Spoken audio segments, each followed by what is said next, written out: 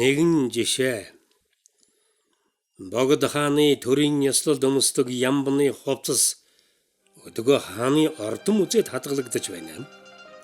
Энэ хувцсны хүрэмний өмнө хэсэгт байх алтан хорл өрдтэй фүүсийг хүрээлэн хаан бугуйвч хатан суйх заан соёо шүрсэлт байхын дээр орой хэсэгт нь таван нүдэн тэмдэг байна.